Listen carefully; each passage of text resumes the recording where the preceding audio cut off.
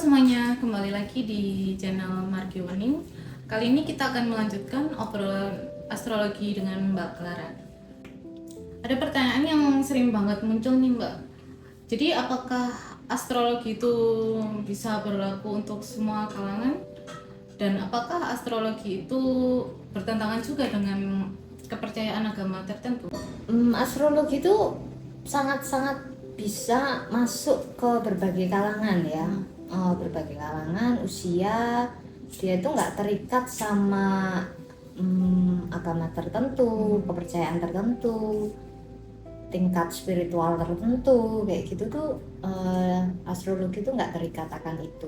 Astrologi bisa digunakan untuk siapapun, kepercayaan apapun, di usia berapapun, kayak gitu, baik dari anak-anak, dewasa, bahkan yang sudah tua pun bisa menggunakan. Klien-klien saya juga berbagai kalangan usia ya, dari anak-anak, kemudian juga dari remaja, kemudian untuk pasangan yang mau menikah juga, bahkan ada yang usianya sudah lanjut tetapi merasa masih kayak hidupku itu tuh tujuannya apa, dia masih bingung dalam mencari misi hidupnya dia itu apa. Nah seperti itu. Jadi ya menurut saya astrologi itu bisa masuk di kalangan manapun, di usia berapapun.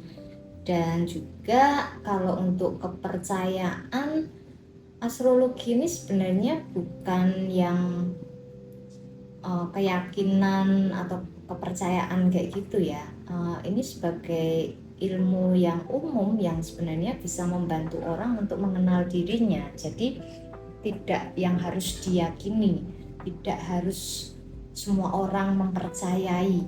Jadi memang ya ini berlaku untuk orang yang mau menggunakan saja. Kalau misalnya orang itu open minded terhadap hal-hal seperti ini, pola energi dan lain sebagainya, ya it's okay, bisa digunakan. Tapi kalau misalnya orang tertentu merasa dia bisa memahami dirinya melalui jalur yang lain, itu juga nggak masalah, sah-sah aja kayak gitu. Dan di berbagai budaya itu astrologi itu juga ada banyak ya, macamnya juga banyak. Kayak misalnya kalau di Jawa itu ada perwetonan, itu juga kita melihat karakter melalui tanggal lahir, jam lahir, seperti itu kan.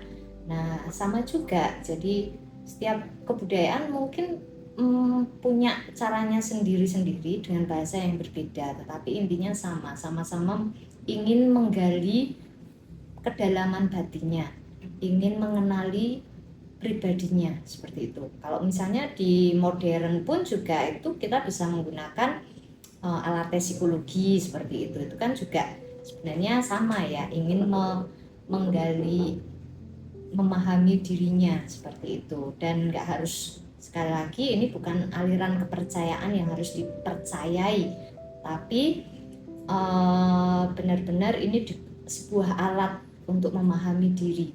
Nah kadang orang itu salah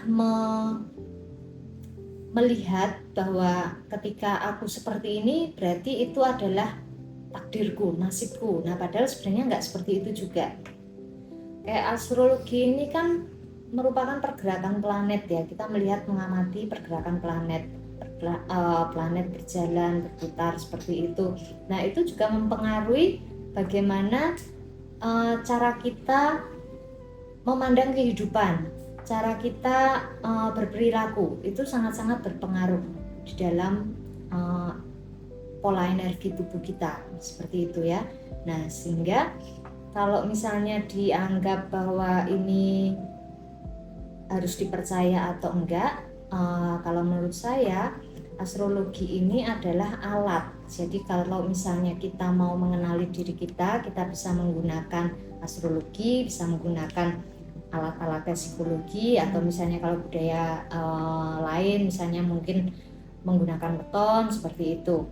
Masing-masing budaya mungkin punya caranya sendiri-sendiri. Nah, astrologi ini jadi sebenarnya ilmu yang netral.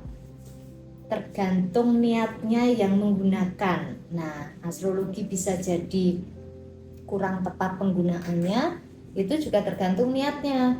Kalau misalnya niatnya adalah untuk membuat apa ya, istilahnya kayak pembenaran diri, tuh kan aku kan soalnya orangnya kayak gini, menurut astrologi aku kayak gini, terus membuat kita nggak mau bertumbuh berkembang, nah itu juga jadi salah kayak gitu. Itu menggunakan alat astrologi ini untuk membenarkan bahwa dirinya yang begini itu udah kayak takdir mutlaknya dia, tidak bisa berubah lagi. Nah, padahal ini kan perjalanan. Manusia itu kompleks. Setiap dia dikondisikan lingkungannya seperti apa, kemudian dia bertemu dengan orang-orang tertentu, itu kan juga akan mengubah, lama-lama akan mengubah.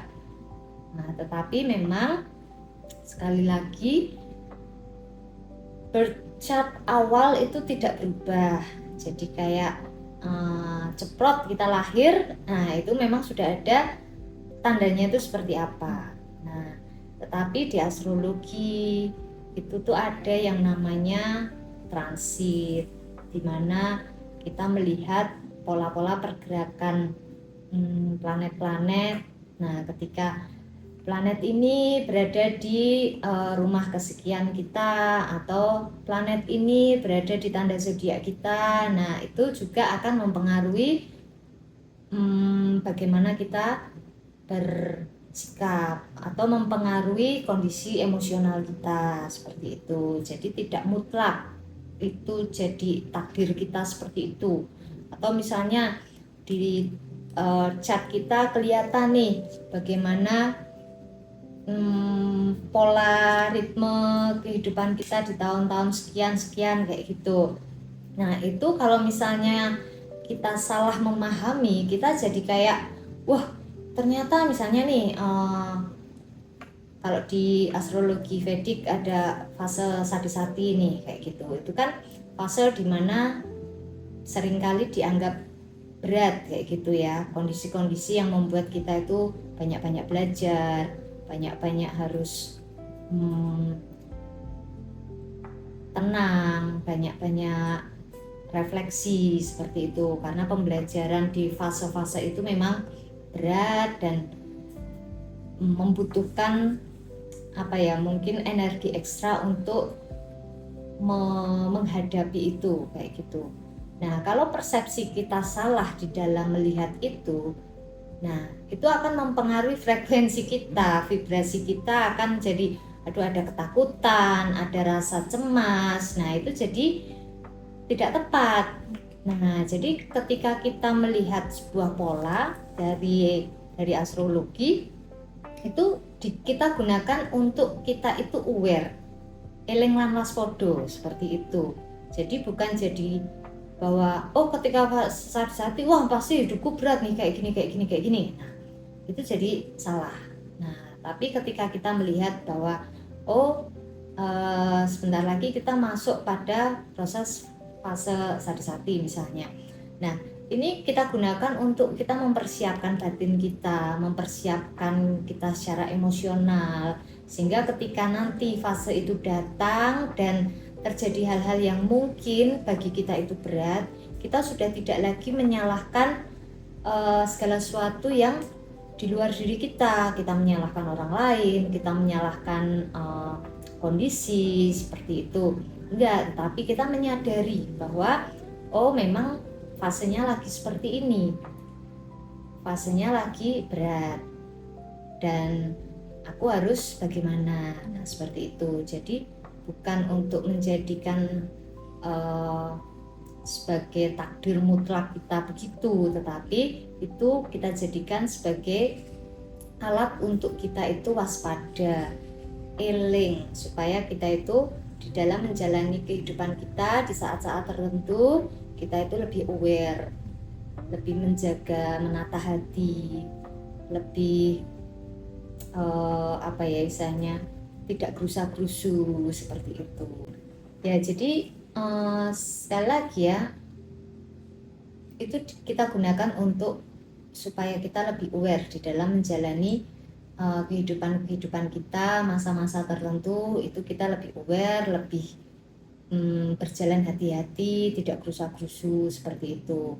Tidak harus dipercaya, monggo kalau misalnya memang itu sesuai dengan apa yang sedang kita alami, ya mungkin ini adalah waktu yang tepat untuk kita mencoba menggali lebih dalam lagi supaya kita menemukan kejernihan di dalam permasalahan yang kita hadapi saat ini, seperti itu.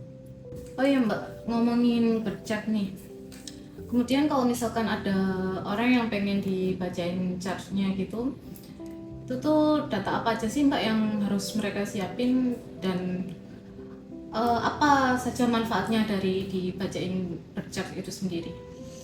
Oke, kalau untuk hal-hal yang mungkin data yang perlu dibutuhkan itu ada tanggal lahir, kemudian juga jam itu juga penting banget, kemudian juga tempat lahir. Nah, jadi itu saja sih sebenarnya sudah cukup ya. Kenapa jam lahir itu harus tepat gitu Mbak? Soalnya kalau dalam astrologi jam itu tuh sangat-sangat menentukan pergerakan planetnya, kayak gitu, untuk menentukan rising sign-nya kita, kayak gitu. Nah, kalau misalnya nggak tepat ya tentu hasil interpretasinya juga nggak akan tepat juga, seperti itu. Nah, kalau untuk manfaatnya ini sebenarnya banyak banget. Cuman mungkin saya akan berikan beberapa. Antara lain kita bisa melihat karakter kita bisa melihat pola trauma-trauma kita, kemudian juga kita bisa melihat bakat kita di mana, minat kita itu seperti apa, kemudian kecenderungan kita tertarik untuk mempelajari apa, itu sebenarnya kita bisa melihat dari situ.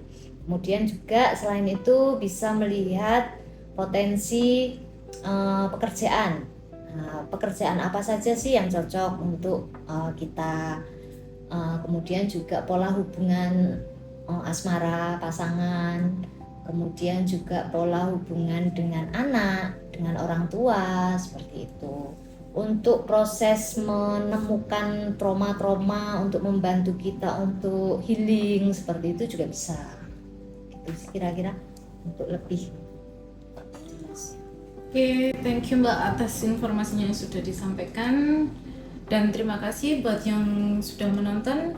Jika kalian ada pertanyaan bisa komen di bawah. Rahayu, rahayu, rahayu.